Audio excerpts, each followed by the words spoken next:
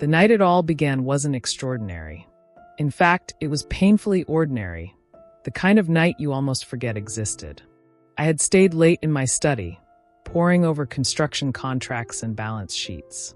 The lamp cast a golden glow over the dark wood of my desk, the quiet ticking of the clock echoing in the silence.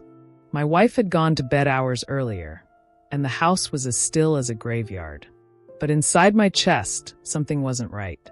At first, it was a tightness, like someone was pressing a fist against my ribs. Then came the crushing pain, sharp enough to make me drop the pen from my hand. My vision blurred, papers scattered as I tried to stand, and then blackness. When I opened my eyes again, the world felt hazy, distant, muffled. My throat burned, my chest heaved, and the ceiling above me wasn't the sterile white of a hospital. It was the familiar plaster ceiling of my living room. I wasn't in an ambulance. I wasn't even on a stretcher. I was lying on the couch, gasping for air like a fish out of water. And standing only a few feet away, with his back turned to me, was my son, Daniel. At first, relief washed over me. My boy was here. Surely he had saved me. Surely he had called for help. But then, the words he spoke cut through my chest deeper than any heart attack ever could. "Just transfer everything to me now, before it's too late," Daniel barked into his phone. His voice was sharp, impatient, dripping with greed. "Dad's practically gone anyway. I'll sign whatever papers you need. Just make it happen tonight." I froze. He wasn't calling an ambulance. He wasn't calling my wife. He wasn't even calling for help. He was calling my lawyer. A chill colder than death itself ran through me. My son, the boy I had raised with sleepless nights and calloused hands, was waiting for me to die. Not to save me, but to steal everything I had built. I tried to speak. My lips parted, but only a weak wheeze escaped. My body felt like it weighed 1,000 pounds. My fingers twitched, desperate to reach out, but Daniel didn't even glance at me. "You don't understand," he snapped at the voice on the phone. "If the old man doesn't sign tonight, there's a risk I'll lose control. I need his signature, or at least something official. He won't last till morning anyway." Tears burned the corners of my eyes. This was my son, my flesh, my blood. The boy who once held my hand on the way to school, who cried when he scraped his knee, who beamed with pride when I bought him his first bicycle. And now, he was circling me like a vulture waiting for its prey to stop twitching. I closed my eyes, letting the pain wash over me. Not the pain in my chest, but the pain in my heart. My body was betraying me, but worse, so was my own child. As I lay there, memories came flooding back, uninvited. I remembered the first time I held Daniel in my arms, tiny and fragile, his whole hand barely wrapping around my finger. I remembered working double shifts at the construction site, coming home covered in dust and sweat, just to put food on the table and buy him new shoes for school. I remembered his teenage years, when he demanded the newest phone, the latest car, the best clothes. I told myself he was just young, that he would grow out of it. But he never did. The more I gave him, the more he demanded. The more he had, the less grateful he became. And somewhere along the line, he stopped seeing me as his father and started seeing me as a wallet with a heartbeat. My chest heaved again, pulling me back into the present. Daniel lowered his voice, pacing as though he was calculating every step. Yes, I know the risks. But once the papers are signed, everything will be mine. The company, the house, the accounts. I'll make sure Mom doesn't interfere. She's weak. And as for Ethan, he's just a kid. He won't stand in my way. Ethan, my grandson, my sweet, innocent Ethan. He was only 12, yet he had more kindness in his little heart than Daniel ever had as a grown man. Hearing his name in my son's mouth, twisted with contempt, made my blood boil. Ethan was the only one who sat by my side when I was sick, the only one who asked about my day without expecting anything in return. And now, his own father was plotting to erase him from the family's future. That night, as I drifted in and out of consciousness, I made a silent oath. If I survived this, if I lived to see another day, I wouldn't just protect Ethan. I would make sure Daniel faced the consequences of his greed. My body might be weak, but my mind was still sharp. And I had something my son didn't have: foresight. What Daniel didn't know was that months ago, sensing his hunger for power, I had already rewritten my will in secret. The empire he thought would be handed to him on a silver platter had already been secured in Ethan's name. But that night, lying there helpless, I also realized something else. A secret will wasn't enough. Daniel wouldn't stop until he had burned everything to ashes. And if I wanted to protect Ethan's future, I would have to fight back. Not just with papers, but with strategy. Even if it meant destroying the very son I had once loved more than life itself.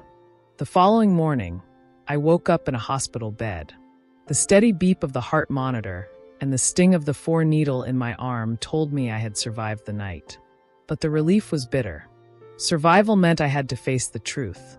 My own son wasn't just waiting for me to die, he was actively planning it. I turned my head slowly. My wife, Margaret, was slumped in a chair beside me, her eyes swollen from crying.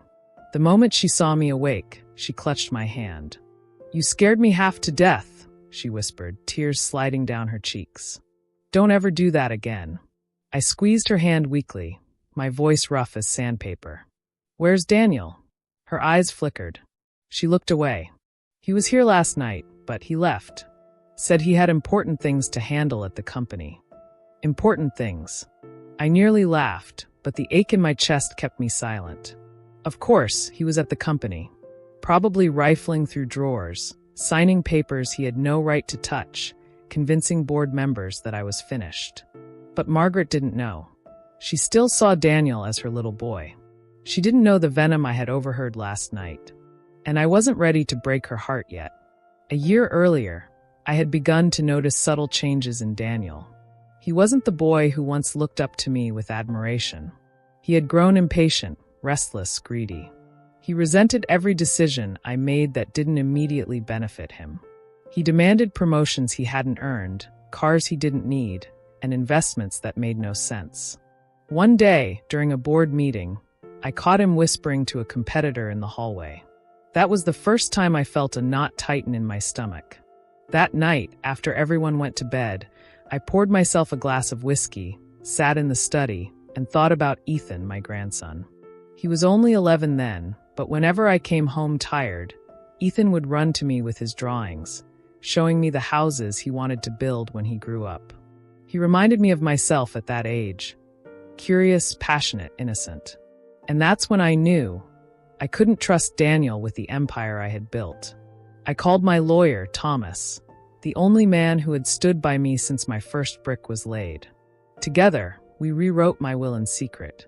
Every asset, the company shares, the house, the land, the savings, was placed into a trust under Ethan's name. Ethan would inherit everything when he turned 25. Until then, Thomas and a small circle of trustees would safeguard it. Daniel knew nothing, and I intended to keep it that way, until the day came when the truth would crush him. Lying in that hospital bed, I realized that day had arrived sooner than I thought. I motioned to Margaret. "Bring me my phone." She hesitated. "You need to rest." "Please," I rasped. When she handed it to me, I dialed Thomas. He picked up on the second ring. "Sir? Thank God you're alive." "Thomas," I whispered, my voice low. "Activate the backup plan. Freeze everything. Every account. Every property. Daniel is moving faster than I expected." There was a pause, then a firm reply. "Consider it done." Relief washed over me. At least Ethan's future was still protected. Later that evening, Margaret returned from the cafeteria with soup. She fed me spoonful by spoonful, her eyes filled with worry. "You're hiding something from me," she finally said. I stayed silent. "I saw Daniel this morning," she continued. "He was angry, restless. He asked me about your will. He said you promised him everything." Her voice trembled. "Tell me that's not true." I set the spoon down. My hand trembled slightly, but my voice was steady. "No, Margaret. I didn't promise him that. In fact, Daniel isn't getting anything." Her eyes widened. "What do you mean? He's our son. He's not the man we raised." I cut her off. "I heard him, Margaret. He doesn't want to take care of us. He wants to bury us. He only sees money, power, control. That's not a son. That's a wolf circling his prey. Tears filled her eyes. But what about Ethan? A faint smile tugged at my lips. Ethan is the only reason I'm still fighting. Everything is his. The company, the house, the future. All of it. Daniel will never see a dime of it. Margaret's spoon clattered against the tray. She covered her mouth, half in shock, half in relief. "You've already done it?" she whispered. "Yes," I said. "Months ago. I saw this coming. And last night confirmed it. Our grandson will carry our legacy, not our son." The next day, Daniel stormed into my hospital room. He didn't even knock. His suit was crisp, his tie perfect, but his eyes were wild. "Dad, we need to talk," he hissed. Margaret stiffened beside me. "Daniel, lower your voice." "Stay out of this, Mom," he snapped. He leaned close to my bed, his voice sharp. "I know what you've done. I talked to Thomas. He won't tell me anything, but I'm not stupid. You changed the will, didn't you? You think you can just hand everything to that kid? To Ethan? He's a child, Dad. He doesn't deserve it. I do." I looked him straight in the eye. "Deserve it? You? Tell me, Daniel. What have you built with your own hands? What have you sacrificed? You were handed everything your whole life, and still it wasn't enough." His face twisted in rage. "I'm your son. That's all that matters. Bloodline. Legacy. I should inherit everything by right." "No," I said coldly. "A man earns his legacy. A thief steals it. And you are nothing but a thief." Margaret gasped, tears streaming down her face. Daniel's hands shook, but instead of striking me, he straightened, smoothed his tie, and forced a smirk. "Fine," he spat. "If you won't give it to me, I'll take it myself. You won't live forever, old man." Then he stormed out, leaving the scent of cologne and venom in the air. As the door slammed behind him, I lay back against the pillow, my chest tight. But despite the pain, a strange calm settled over me. The game was out in the open now. No more pretending. No more masks. Daniel had declared war on me, and I was ready. I turned to Margaret. "Stay close to Ethan. Don't let Daniel near him. From this point on, everything I do is for that boy." She nodded, gripping my hand tightly. "I'll protect him with my life." And in that quiet hospital room, under the hum of fluorescent lights, I made another vow. If my son wanted to play with fire, then I would make sure he burned. Daniel wasted no time. The very day after our confrontation, he marched into the company headquarters like he owned the place. I knew because Thomas called me immediately. "He's been flashing papers around, sir," Thomas reported, "claiming you gave him power of attorney. He even tried to pressure the finance team into releasing funds. Luckily, I intercepted, but he won't stop." I clenched my fists under the hospital blanket. My body was weak, but my anger gave me strength. Let him play his games. The deeper he digs, the easier it'll be to bury him. Margaret was less calm. Every night she returned from the company in tears. "He's selling vehicles, John. He mortgaged a warehouse. He's even bad-mouthing you to the board, saying you've lost your mind, that you're unfit to run things." Her words stabbed me, but I forced myself to stay composed. "Good. Let him. Every lie he tells now will destroy him later." But the truth was, it hurt. It hurt more than the heart attack itself. My own son was dismantling my life's work piece by piece, and smiling while he did it. Through all of this, Ethan was my anchor. Every evening, Margaret brought him to visit me. He'd sit by my hospital bed, clutching his sketchbook. "Grandpa, look," he'd say, showing me his newest drawing.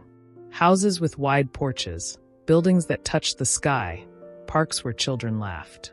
I'd smile weakly, ruffling his hair. "One day, Ethan, you'll build these for real." He always shook his head. "No, Grandpa. We'll build them together." Those words broke me, because in his innocent eyes, the family was still whole. He didn't know his father was trying to rob him blind. He didn't know the storm raging above his head. And I swore to myself, silently, that no matter what it cost me, I would protect that innocence.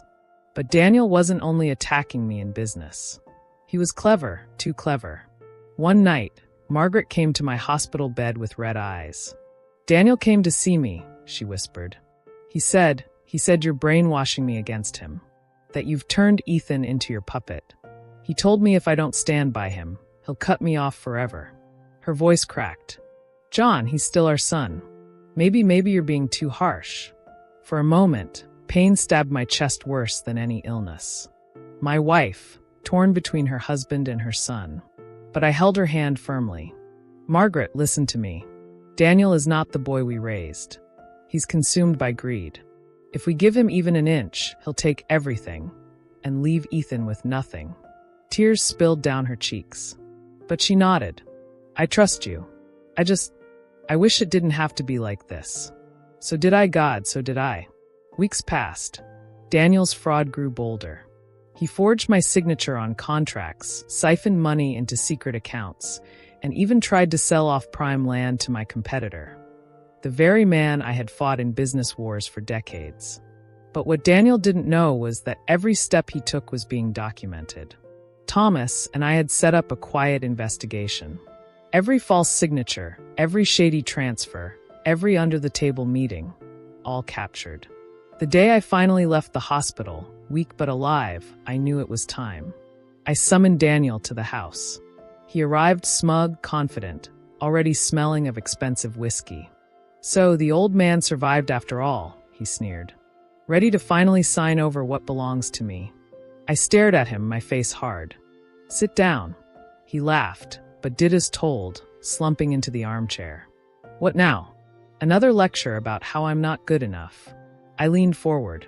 No, this time, I'm here to tell you the truth. I pulled out a folder and dropped it on the table. Bank statements, forged documents, recordings of his deals. Daniel's smirk faltered. Every crime you've committed is here, I said coldly. Every theft, every lie, every betrayal. You thought you were clever, but you've been walking into a trap since day one. He shot to his feet. You wouldn't dare. Try me, I cut him off. One word from me, and the police will be at your door. You'll lose everything, your freedom, your reputation, your name. For the first time, I saw fear in his eyes. But then slowly, his smirk returned. You won't do it. You're my father. You can't destroy your own son. I leaned back, my gaze steady. No, Daniel. You destroyed yourself. I'm just finishing what you started. Daniel tried to fight back, of course. He hired expensive lawyers, claimed I was senile, unfit to run the company, that I had been manipulated. But the evidence was undeniable. Every fraudulent deal was exposed in court. Every stolen dollar traced back to him. And when the will was revealed, leaving everything to Ethan, the courtroom buzzed with shock. Daniel's face turned pale. This isn't fair, he shouted, slamming his fist on the table. I'm your son. This empire should be mine. I stood slowly, leaning on my cane, and spoke the words I had waited months to say. Blood makes you related, Daniel. Loyalty makes you family. And you are no family of mine. The judge's gavel came down. Daniel lost everything. The empire he thought was his crumbled. His assets seized. His reputation shattered. Even his so-called friends abandoned him when his money dried up. Meanwhile, Ethan stood tall beside me. Grandpa, he whispered after the verdict. Why is Dad so angry? I placed a hand on his shoulder. Because, Ethan, greed always destroys itself. And one day, you'll understand that the only real wealth is love and honor. Tears filled my eyes as I looked at my grandson, the true heir of my legacy. Daniel had betrayed me, but karma had spoken. In the end, it wasn't money or power that survived. It was Ethan. And that was enough. Years later, as I watched Ethan cut the ribbon on his first building, I felt peace. Daniel never came back into our lives. The last I heard, he was broke, begging for scraps from men who once called him partner. But Ethan became everything I had hoped. Honest, hardworking, compassionate. The empire was safe in his hands. And as I stood there, the sun warming my face, I whispered a silent prayer. Thank you, Karma, for giving justice where I could not.